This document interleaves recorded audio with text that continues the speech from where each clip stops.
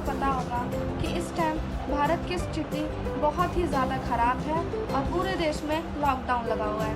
तो ऐसे में भारत की लगभग 60% आबादी ये सोच ही नहीं पा रही है और ये डिसाइड ही नहीं कर पा रही है कि वो अपने समय को कैसे यूटिलाइज़ करें, अपने समय का अच्छे से उपयोग कैसे करें।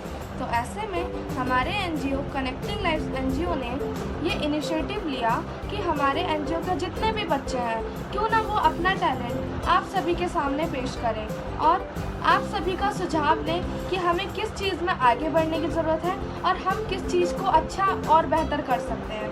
तो आइए शुरू करते हैं। तो मैंने अपना एक टॉपिक चूज़ करा है पर्सनैलिटी डेवलपमेंट। तो सबसे पहले तो मैं आपको पर्सनैलिटी डेवलपमेंट का थोड़ा सा इंट्रोडक्शन दे देती हूँ। तो पर्सनैलिटी डेवलपमेंट का मतलब ये नहीं है कि आप कितने अच्छे कपड़े पहनते हो, आप कितना अच्छा खाते हो, आप कितना अच्छा बोलते हो, आप कितना मेकअप करते हो, आप कितना मेकअप नहीं करते। इसका पर्सनैलिटी डेवलपमेंट से कोई लेना देना नहीं है। पर्सनैलिटी डेवलपमेंट का असली मतलब ये है कि आप कितने अच्छे से किसी से बात करते हो, आप कितने अच्छे से अपने आप को दूसरों के आगे पेश कर सकते हो, और यही मैं आगे आपको बताऊंगी। तो पर्सनालिटी डेवलपमेंट के अंदर भी कई सारे टॉपिक्स होते हैं।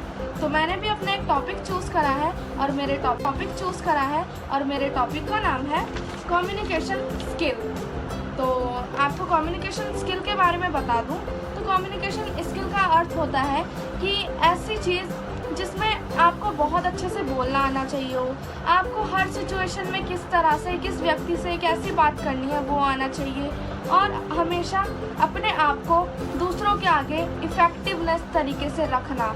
मैं आपको सबसे पहले हमारी लाइफ में कम्युनिकेशन स्किल का मतलब इम्पोर्टेंस क्या है उसके बारे में बताती हूँ।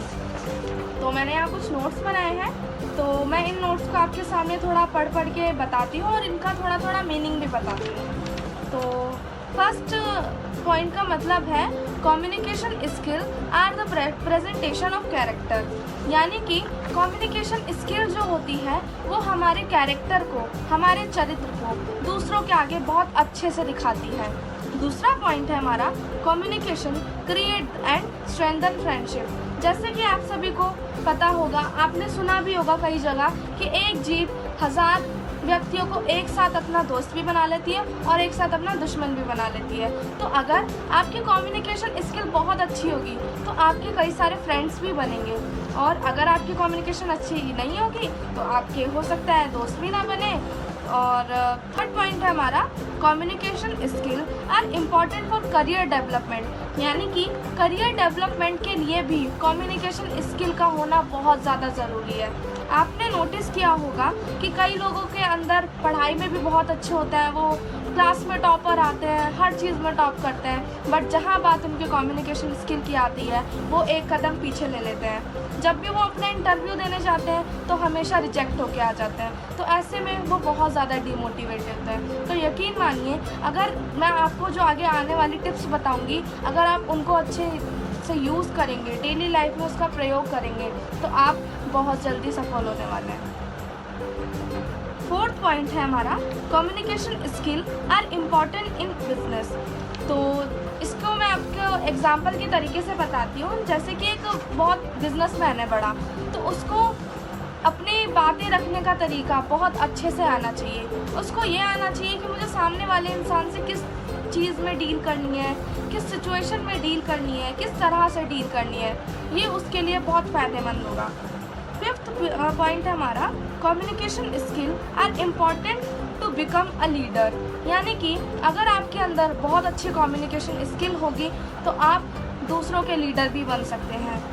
आपने देखा भी होगा कि मतलब जो भी नेता वगैरह होते हैं वो बहुत अच्छी अगर बात कहते हैं, वो अपनी कम्युनिकेशन स्किल से ही लोगों को अट्रैक्ट करते हैं।